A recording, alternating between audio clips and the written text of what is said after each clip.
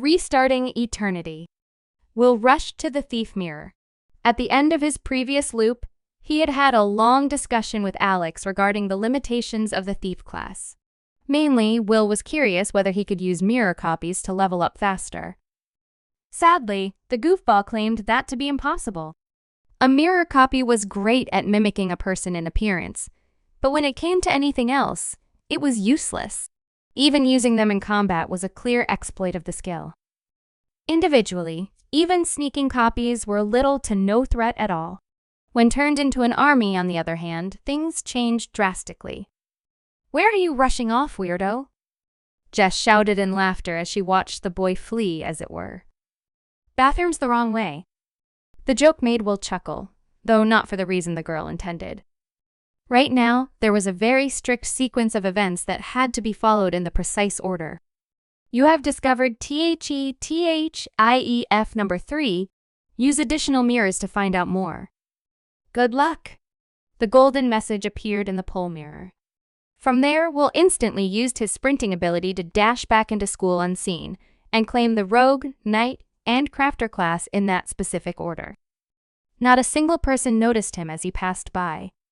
The coach remained in a foul mood as Will passed by him in the corridor, but this time, the cause was someone else. Even the nurse didn't notice him enter the room, tap the mirror, and leave. Given how tight her office was, this was an impressive feat and further proof of how good the thief's starting skills were. With all 4 classes, Will rushed to the nearest open window and leaped out. The rogue's precision and knight's endurance ensured that he didn't suffer any pain or injury. Rolling along the ground, Will quickly hopped up, sprinting again to the outside parking lot where he'd gotten the thief's class. Only this time, his goal was to gather as many car mirrors as possible. The crafter skill came useful in that, letting him pull off the car parts as if they were clipped on. Not a single car alarm was set off, and everything other than the mirrors themselves was quickly tossed to the ground. From that point, the boy rushed to a very specific coffee shop, where he sneaked into the bathroom, though not before tossing a few mirror traps. Being in a corner room, the mirrors reacted as they were supposed to, causing a massive wolf to appear. The beast had barely time to step out when it got stuck on the ground by a trap and swiftly killed by a strike in the neck. If anything, it was a greater problem to pull the wolf away before the next creature appeared. It was curious how Alex had managed to stash them away. Through his knight's strength and rogue's reflexes, Will managed to kill off the entire pack and keep things quiet. His friend wasn't supposed to have any of those skills, but had managed nonetheless. Will waited patiently for the wolves to fade out, looking at his phone's clock the entire time. 4 minutes remained till the standard end of the loop, which meant he had to be back at school in less than 1 if he were to extend it. "Come on," he whispered, then tapped the mirror in the room twice. The first level up went to the rogue, granting him the skills to leap, throw, and evade. The next was dedicated to the crafter.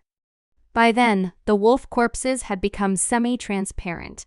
From what Alex had told him, no one ever went to the bathroom, so it was safe to just leave. Having only 1 loop to fulfill his goal, Will decided to make sure. His pulse had doubled to the point that he could hear it in his right ear. WOFPSCKREWARD random. WOUNDTOLANCE1 wound you received doesn't count.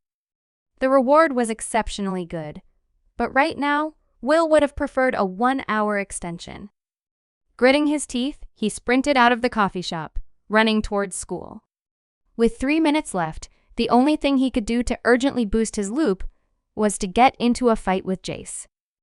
Normally, that would attract too much attention for the loop to be efficient. Thankfully, there was a way around it. Will took out his phone and dialed Jace's number. The jock didn't pick up on the first 2 rings. On the third, the much-awaited click sounded. "What?" he asked with the grace of a rhino. "Meet me in the basement," Will shouted. "Quickly." "Why?" "I gave you my class. I need to extend my loop." The end of the call suggested that Jace had picked up on the urgency of the situation. Despite their differences in the past, he had become a team player. Also, he had become just as aware as everyone else that favors among looped were precious. By the time Will got to the school basement floor, Jace was already there. "You never make things easy, Stoner," he said, taking off his football jacket. "How long do you need it?" The jock's fist split the air, flying right for Will's face. As things stood, such a hit would only have resulted in the jock breaking his hand. He was fragile, not to mention that Will had just got the reward to ignore one hit. The point wasn't to fight, though. Every successful evasion increased the length of the rogue's loop, so the more that took place, the better. The minutes wound down. The two boys kept fighting until they heard the school bell sound throughout the corridors. "Should be enough," Jay said, taking a step back. Both of them were breathing heavily. "We can go again after art, to be sure." "Nah, I'm good." Will brushed the sweat off his forehead. "Thanks." "No prob." The jock slapped him on the side of the arm. "That's one more you owe me." The bareness of everyday class took over. Helen had ended her loop at that point, leaving her non-loop self to continue. This time, Will didn't dare bring up the news about Daniel. He did approach her, though partly to check how she was doing, and partly to make sure she didn't remember any of the things he had said in the previous loop. To his relief, she didn't seem to. Alex was also suspiciously quiet. This was one of the few instances in which Will could be relatively certain that his friend was the actual original.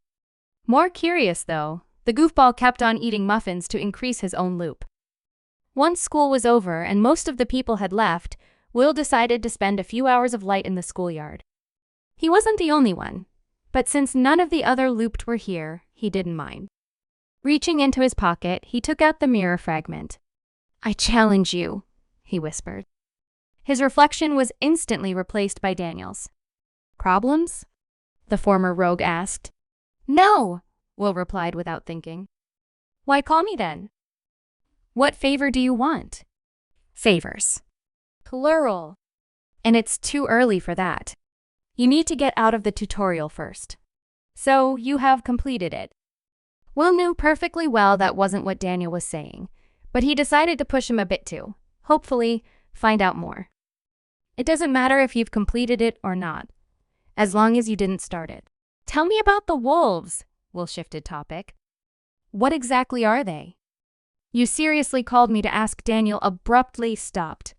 His eyes widened in surprise for a few moments, then returned to normal, a smile appearing on his face. "Well done." He clapped within the mirror. "You're not as stupid as I thought. I'm not sure what will happen. I've only heard it being done once before."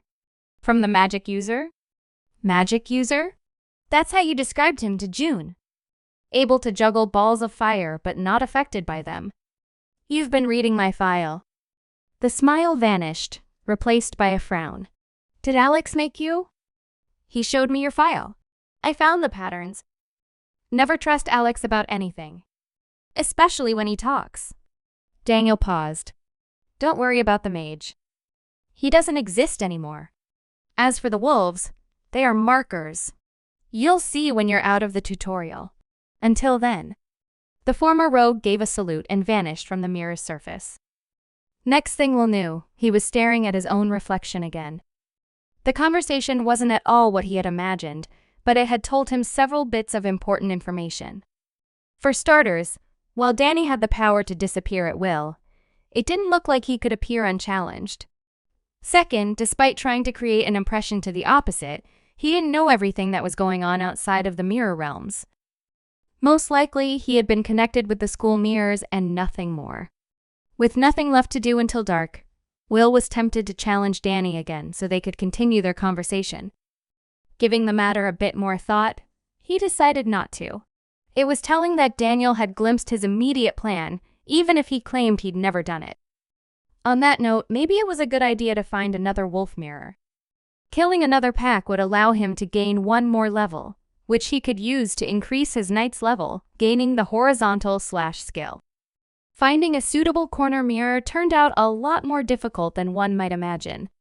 For starters, Will couldn't just go in there, for it would trigger a wolf's attack. And while that wouldn't cause him any difficulties, it risked creating a commotion. Keeping close to the school, Will scouted a few potential spots. The most common places to have mirrors were bathrooms, and those were obligatory for every food joint. The trick was to find one with a low number of patrons. The first two that fit the bill ended up not having corner bathrooms. The third was a different matter entirely. Will placed a few mirror traps just outside the door in case someone tried to enter while he was fighting. Then he sneaked in. It didn't take long for the wolves to emerge and almost instantly die. Killing them had become rather trivial, although they continued to be of the smaller variety. The ones he remembered from beyond the school area were as big as buses and a lot more vicious. The reward earned from this pack granted him night vision. That, too, was rather useful. This way, he wouldn't need to rely on flashlights or his phone for light. More importantly, it let him boost the level of his night. Evening came and went. Now, it was time to go through the school. The fights were a lot easier there. If nothing else, he didn't have to be as sneaky and quiet as in the coffee shops. Pack by pack, the wolf mirrors were cleared, providing him relatively useful skills and 2 level-ups, which he used to get his crafter to the coveted combat crafting skill. With that, everything was ready. Activating the inventory of his mirror fragment, Will geared up, then took out all his weapons, including the chain. He also got his wolf key fragment. The item looked like a simple old-fashioned key made entirely of silver. It had never been specified if the fragment could be used on any mirror, so Will touched it to his mirror fragment. The only result was that his hand disappeared within it, returning the item to his inventory. When he attempted the same on a bathroom mirror, a keyhole emerged within the reflective surface. Holding his breath, Will pushed the key inside and turned it. WOLF-CHALLNG enter the mirror and mirror vine waves. A defeated wave doesn't provide any reward, but increases the overall prize you'll earn. You can end the challenge at any time by leaving the mirror. A green message appeared. This was it. Now he'd be able to test his skills. The entire group had managed to clear 4 waves last time. Soon, he'd see how many he could defeat on his own.